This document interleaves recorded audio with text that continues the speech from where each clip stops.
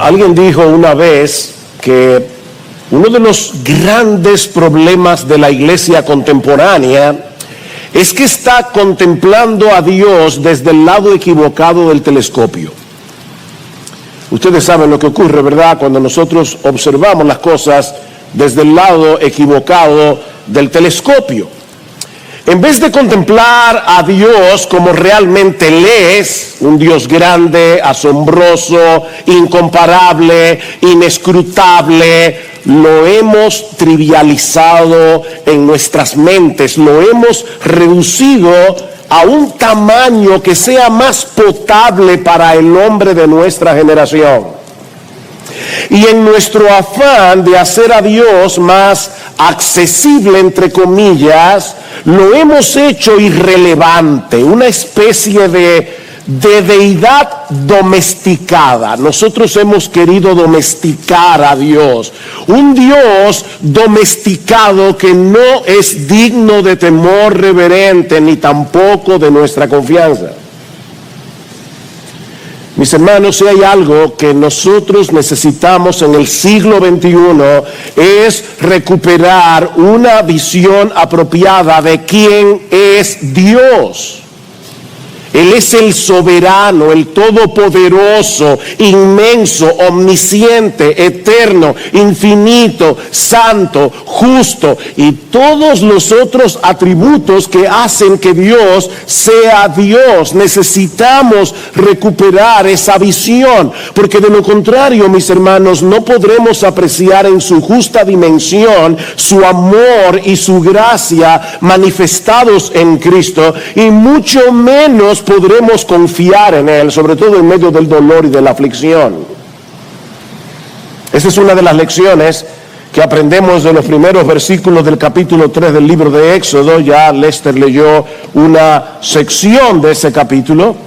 En los primeros 2 capítulos del libro de Éxodo se comprime la historia de los primeros 80 años de la historia de Moisés. 2 capítulos, 80 años.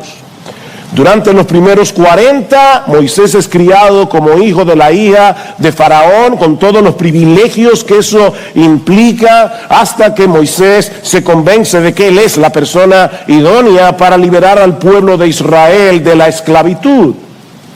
Nosotros conocemos la historia. Un incidente obliga a Moisés a huir de Egipto y a internarse en la tierra de Madián por otros 40 años. Y es al final de ese periodo donde ocurre este extraño, misterioso encuentro de Moisés con el ángel del Señor, que en este pasaje claramente es identificado con Dios mismo. Vean una vez más los versículos 1 al 3. Dice: y Moisés apacentaba, Éxodo 3, el rebaño de Jetro, su suegro, sacerdote de Madián. Y condujo el rebaño hacia el lado occidental del desierto y llegó a Horeb, el monte de Dios, y se le apareció el ángel del Señor en una llama de fuego en medio de una zarza. Y Moisés miró, y he aquí que la zarza ardía en fuego, y la zarza no se consumía. Entonces dijo Moisés: me acercaré ahora para ver esta maravilla, ¿por qué la zarza no se quema?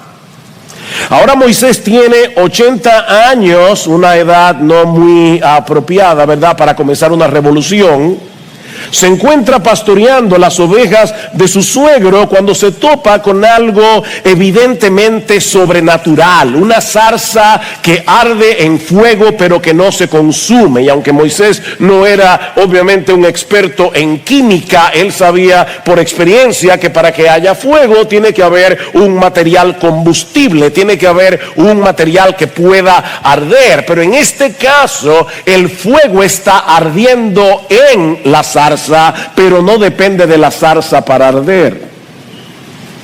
Se trataba de un fuego que no estaba compuesto de ninguna otra cosa que no fuera el fuego mismo, porque este fenómeno era una representación visible del Dios eterno y autoexistente, que no necesita de nada ni de nadie para ser quien Él es y para hacer lo que Él hace. En este punto de su vida, Obviamente Moisés ha olvidado por completo sus aspiraciones mesiánicas. Ahora se siente absolutamente incapaz de llevar a cabo la tarea de liberar a Israel, pero lo que él necesitaba en ese momento no era elevar su autoestima. Él necesitaba entender quién es ese Dios que lo estaba llamando desde la zarza.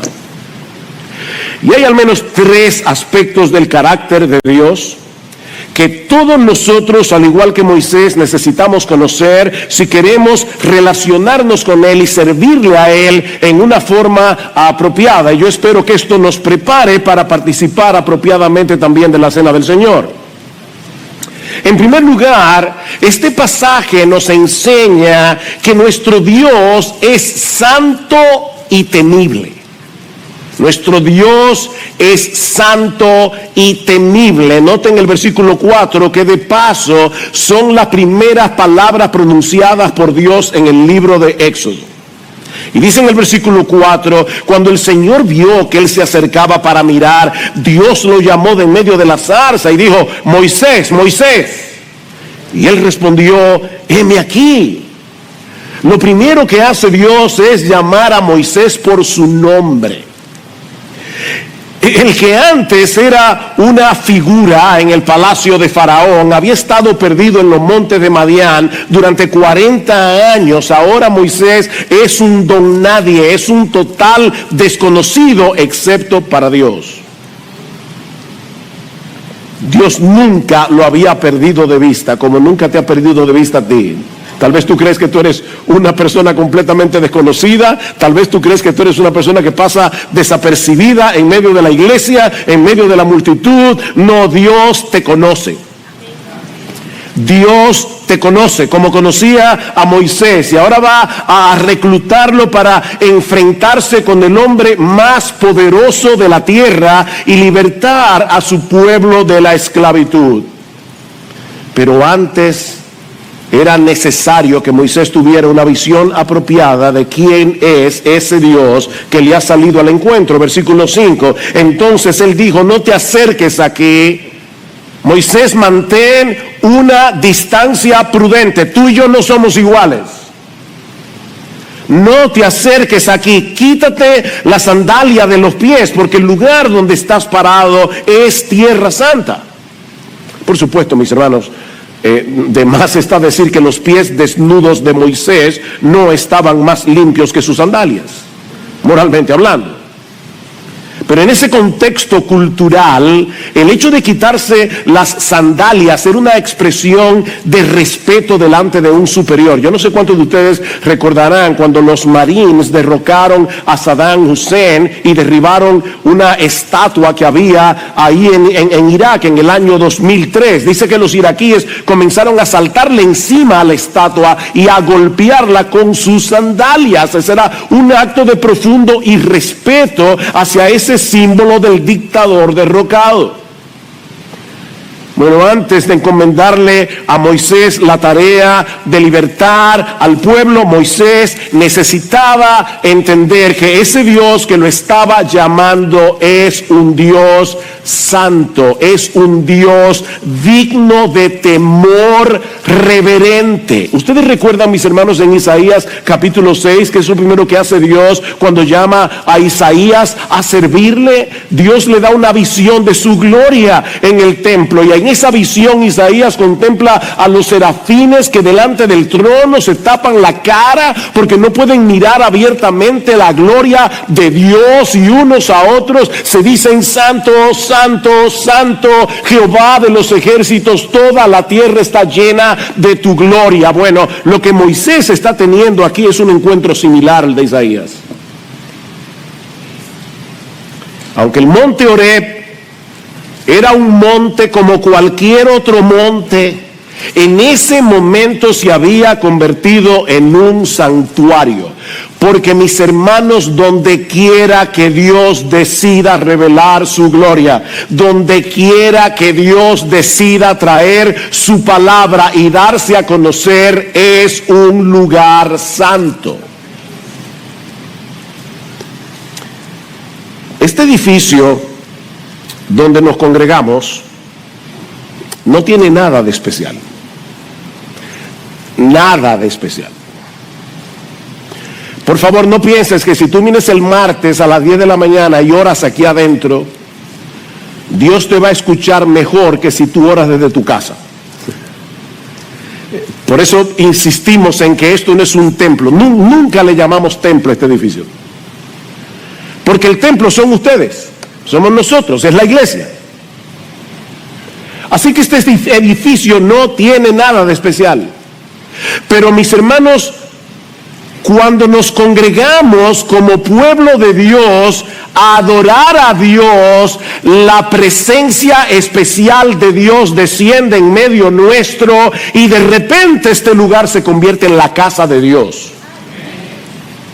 Pablo le llama a la iglesia del Dios viviente, la casa de Dios, columna y baluarte de la verdad. La iglesia es la casa de Dios, de ese mismo Dios que se encontró con Moisés en el monte Horeb.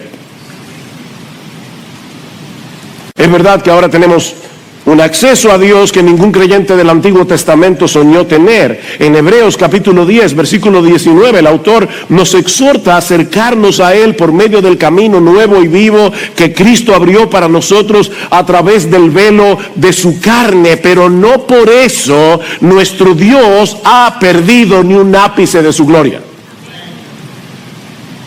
Es el mismo autor de la carta a los Hebreos que nos recuerda en el capítulo 12 que nosotros debemos servir a Dios agradándole con temor y reverencia, porque nuestro Dios es fuego consumidor. ¿Ven? El mismo Dios de la zarza.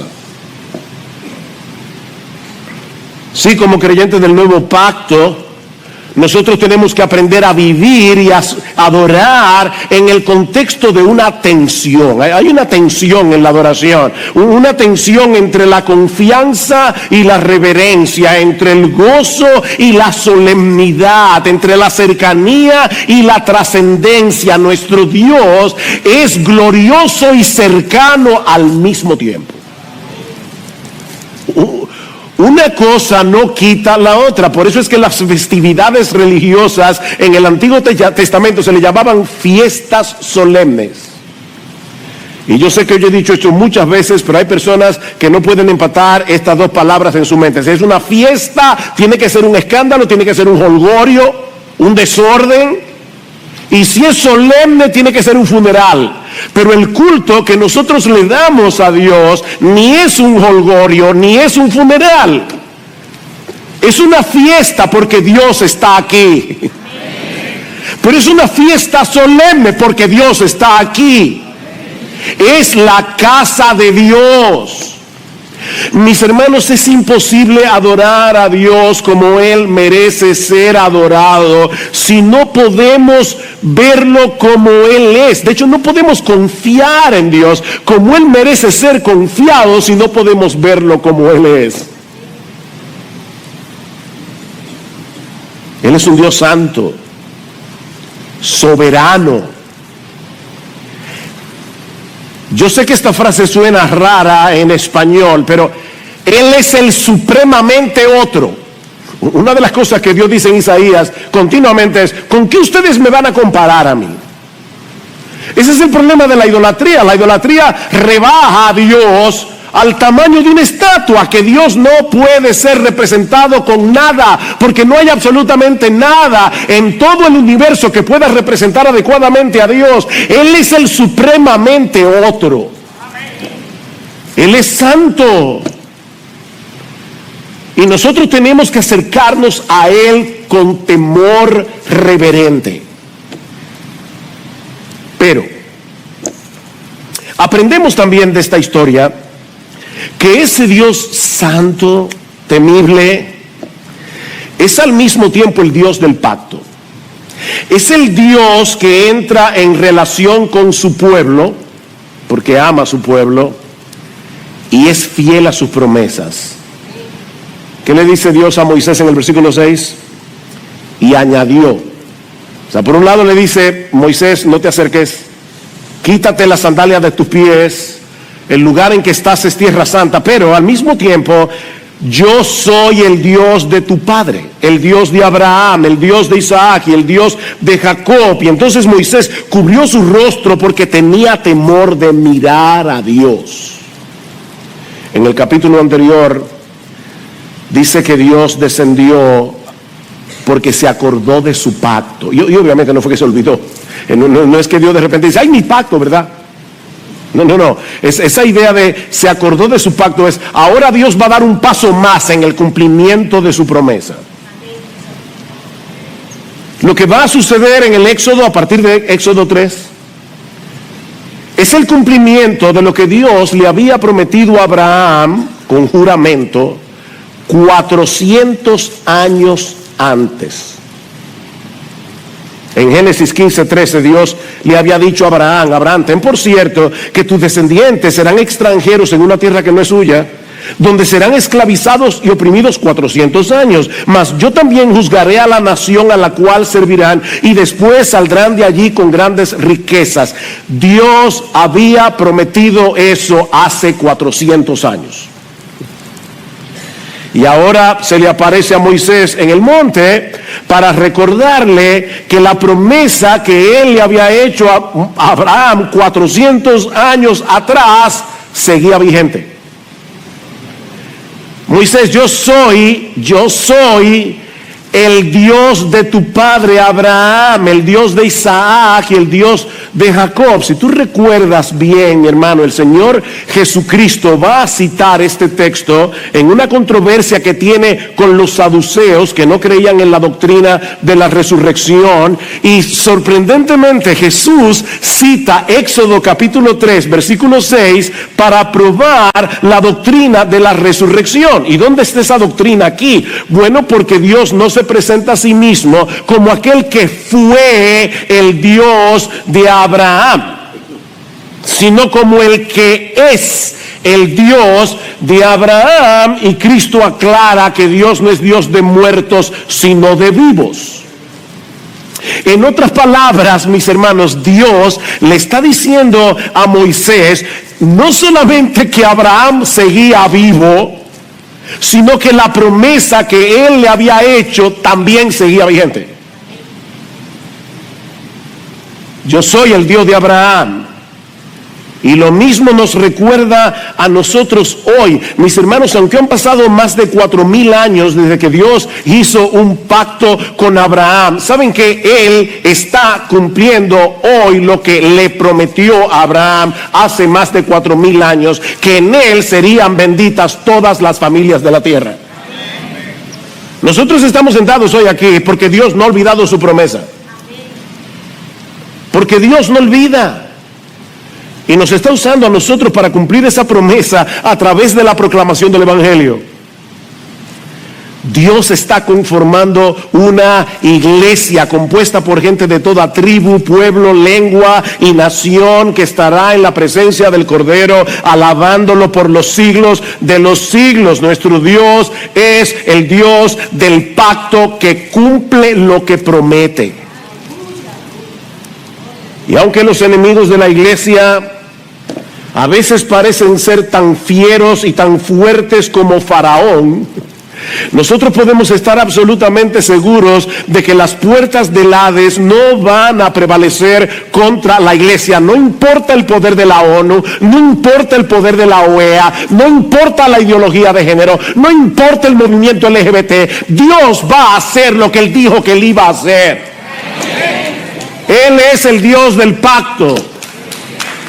Y cuando Dios dice algo, lo cumple. Es que, mis hermanos, una de las cosas que veíamos ahora en el taller de Simeon Trust, que era sobre el libro del Génesis, es que dice Isaías que todas las naciones de la tierra son para Dios como una gota de agua que cae del cubo y como menudo peso en la balanza. Nada.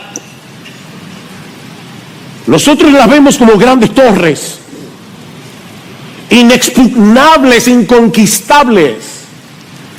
Pero Dios es Dios. Y hace 400 años le prometió a Abraham que le iba a dar un pueblo de todas las familias de la tierra. Y estamos hoy aquí, dominicanos, venezolanos, haitianos y no sé cuántas otras naciones, mexicanos, adorando al mismo Dios, porque Dios cumple lo que Él promete. Él no se olvida de su palabra. Mi hermano, tú sabes lo que eso significa, que nosotros podemos confiar en cada una de las promesas que Dios nos ha dejado en su palabra, porque Él es un Dios inmutable y fiel. Y porque eternamente Él decidió amarnos y hacernos bien, aún en medio de las peores circunstancias. Cuando tú lees en tu Biblia Romanos 8:28, todas las cosas obran para bien de aquellos que aman a Dios, esto es, a los que conforme a su propósito son llamados. Mi hermano, lee esa promesa como si Dios te la acabara de decir a ti, porque esta es la palabra viva del Dios vivo. Este libro no es un museo de lo que Dios dijo hace muchísimo tiempo, no. Este libro es la palabra viva del Dios vivo. Esta palabra no puede pasar. Es una palabra siempre presente, porque nuestro Dios es el Dios siempre presente. Lo que nos lleva a la tercera y última enseñanza de este pasaje. Y es que ese Dios santo y temible, que al mismo tiempo ha hecho un pacto con su pueblo, es un Dios cercano, compasivo y redentor. Nuestro Dios es un Dios cercano, compasivo y redentor. Versículo 7. Y el Señor le dijo: ciertamente he visto la aflicción de mi pueblo que está en Egipto, y he escuchado su clamor a causa de sus capataces, pues estoy consciente de sus sufrimientos. Y he descendido para librarlos de mano de los egipcios y para sacarlos de aquella tierra, a una tierra buena y espaciosa, a una tierra que mana leche y miel, al lugar de los cananeos, de los hititas, de los amorreos, de los fereceos, de los heveos y de los jebuseos. Y ahora he aquí el clamor de los hijos de Israel ha llegado hasta mí. Además, yo he visto la opresión con que los egipcios los oprimen. ¿Saben qué es interesante en la historia? Darse cuenta que el pueblo de Israel en este punto de su historia no había clamado a Dios. De hecho, en los primeros 2 capítulos del libro del Éxodo, las alusiones directas a Dios son muy escasas. Cualquiera diría que los israelitas se habían olvidado de Dios, pero Dios no se había olvidado de ellos. Porque ese Dios de la zarza, santo, glorioso, majestuoso, que está sentado en su trono en los cielos, es al mismo tiempo un Dios cercano que se compadece de los suyos en medio de la aflicción. ¿Ustedes se dieron cuenta todas las frases que aparecen en los versículos 7 al 9? He visto la aflicción de mi pueblo, he escuchado su clamor, estoy consciente de sus sufrimientos, el clamor de los israelitas ha llegado hasta mí, he visto la opresión con que los egipcios los oprimen. Mis hermanos, los sufrimientos de los suyos no son ajenos al corazón de nuestro Dios. Es cierto que Él tiene su tiempo para hacer su obra, pero cuando nos parece que tarda en socorrernos, en realidad Él está esperando el momento más oportuno para glorificar su nombre más ampliamente y para bendecirnos más ampliamente. Él es un Dios de gracia, que se acerca a liberar y bendecir a su pueblo, y no porque somos dignos de su favor, sino porque es digno de Dios favorecer al que no lo merece. Déjame repetirte eso otra vez, por si en ese momento estabas pensando en la cuenta de luz que tienes que pagar mañana. Dios es un Dios de gracia que nos da su favor, no porque nosotros seamos dignos de su favor, sino porque es digno de Dios favorecer al que no lo merece.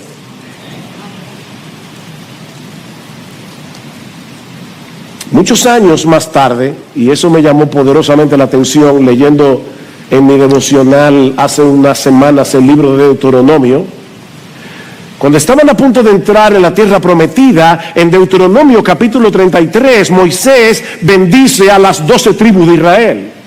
Y cuando le toca el turno a la tribu de José, le promete bendecirla con lo mejor de la tierra y cuanto contiene la tierra, y el favor del que habitaba en la zarza.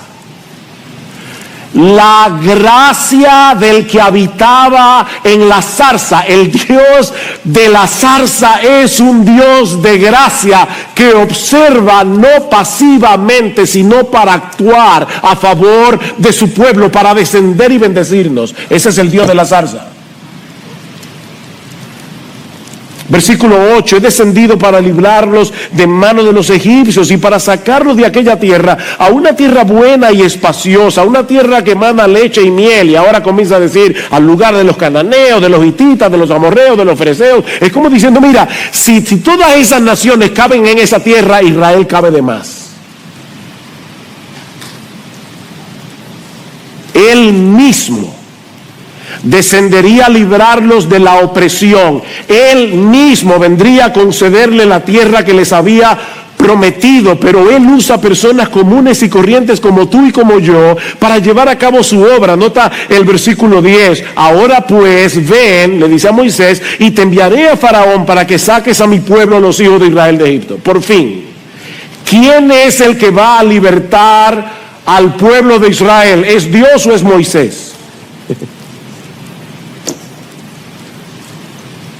Bueno, obviamente es Dios, pero la respuesta más completa es Dios a través de Moisés. Dios a través de Moisés.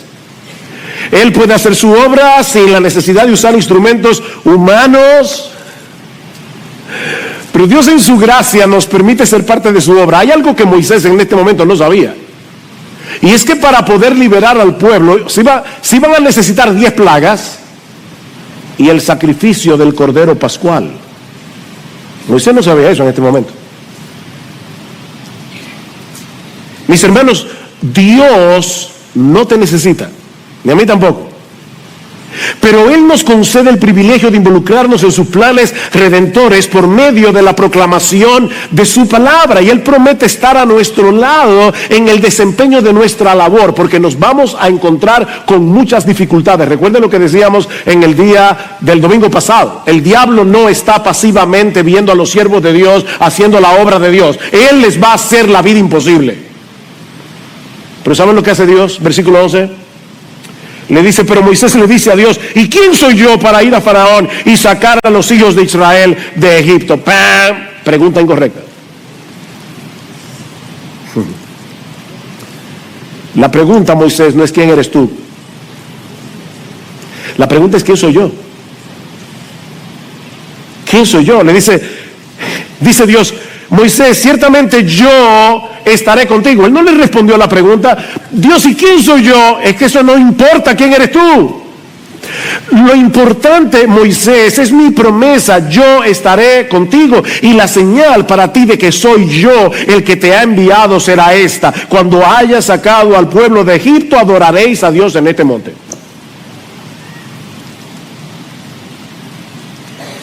La identidad de Moisés estaba ligada a la de Dios. Así que la pregunta más apropiada no es quién soy yo, la pregunta más apropiada es quién eres tú. ¿Quién es Dios? Ustedes saben que hace unos 2 meses, 3 meses, no me acuerdo ya, Gloria y yo estábamos en Londres, estábamos en una conferencia. Pero obviamente si tú vas a Londres vas a aprovechar, ¿verdad?, para conocer un poco. Y fuimos al Palacio de Buckingham. Para colmo, coincidió con la coronación de Charles III. Por supuesto, nosotros teníamos que limitarnos a ver el Palacio de Buckingham desde afuera, porque nadie entra allá adentro. Si yo voy y le digo al guardia, dile a Charles que estoy aquí. ¿Quién eres tú? Suel Michelin. ¿Y quién es Suel Michelin? Pero ¿qué hubiera pasado si hubiera sido Kate Middleton, la esposa de Guillermo, la duquesa de Cambridge? ¿La hubieran dejado entrar? Ahora déjame decirte algo. Si hace 20 años Kate Middleton hubiera ido al Palacio de Buckingham, tampoco lo hubieran dejado entrar. Porque en ese momento ella no era nadie, como nosotros no somos nadie, ante la realeza de Inglaterra.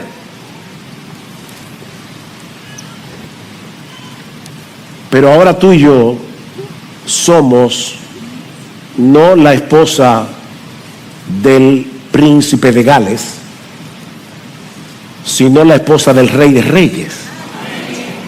Y cuando nosotros llegamos al cielo en oración, por causa de nuestra unión con Jesucristo, nosotros tenemos siempre las puertas abiertas, no del Palacio de Buckingham, sino del trono de la gloria en los cielos, donde hallamos gracia para el socorro oportuno.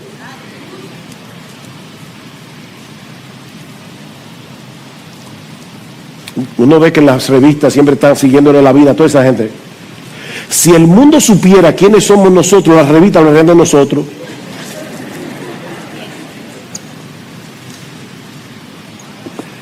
Pero ahora nuestra vida está escondida con Cristo en Dios. Cuando Cristo, que es nuestra vida, se manifieste, el mundo se quedará boquiabierto, porque nosotros seremos manifestados con Él en gloria. Mis hermanos, aunque la experiencia de Moisés en el monte Horeb es irrepetible, el Dios que nos llamó a servirle y a seguirle sigue siendo el mismo. Es el Dios santo, trascendente, el supremamente otro, el Dios de gloria, y al mismo tiempo es el Dios del pacto, es el Dios que cumple sus preciosas y grandísimas promesas, es un Dios cercano, compasivo, redentor, que vino al mundo en la persona de su Hijo y habitó entre nosotros para llevar nuestra culpa, para llevar nuestra vergüenza en la cruz del Calvario. Dios estaba en Cristo reconciliando consigo al mundo, no tomándoles en cuenta a los hombres sus pecados, y nos encargó a nosotros la palabra de la reconciliación, y eso es lo que nosotros hemos venido a recordar en esta mañana.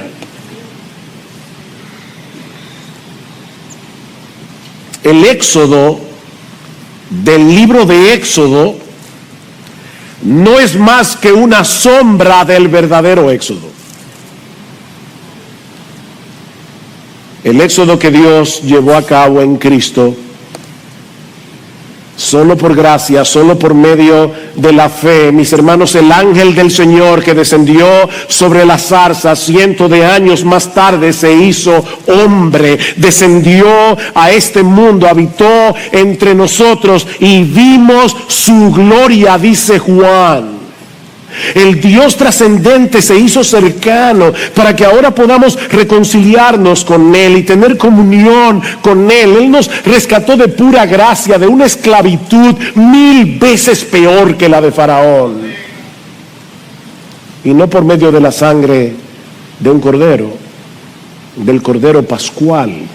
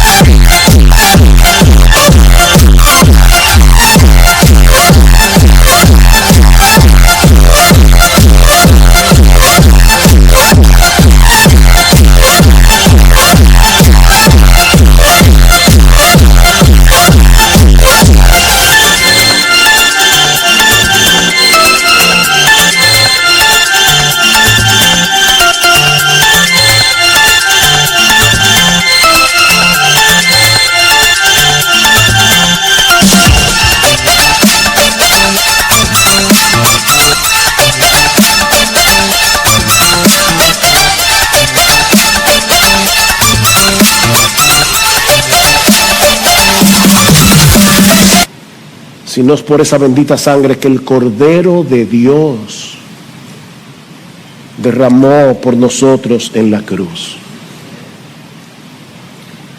Y no porque lo merecíamos, sino porque Él decidió. Hermanos, de verdad, eso es tan incomprensible. En la eternidad pasada, Dios pensó en ti. Dios decidió escogernos de pura gracia. Yo tendré misericordia del que yo tenga misericordia, yo me compadeceré del que yo me compadezca, y decidió tener misericordia de ti, de pura gracia. Y Dios nos escogió para amarnos y para hacernos bien. Eso es lo que hemos venido a recordar aquí. ¿Qué pues diremos a esto? Esa fue la pregunta de Pablo, ¿recuerdan en Romanos 8? ¿Qué pues diremos a esto? Si Dios es por nosotros, ¿quién contra nosotros? El que no escatimó a su propio Hijo, sino que lo entregó por todos nosotros, ¿cómo no nos dará también con Él todas las cosas? ¿Quién acusará a los escogidos de Dios? Hermano, cuando tú estés tomando los elementos de la cena, recuerda esto: ¿quién acusará a los escogidos de Dios? Dios es el que justifica. ¿Quién es el que condenará? Cristo es el que murió, más aún el que también resucitó, el que además está a la diestra de Dios, y por si todo eso fuera poco, el que también intercede por nosotros. Él está orando por ti y por mí para que nuestra fe no falte. ¿Quién nos separará del amor de Cristo?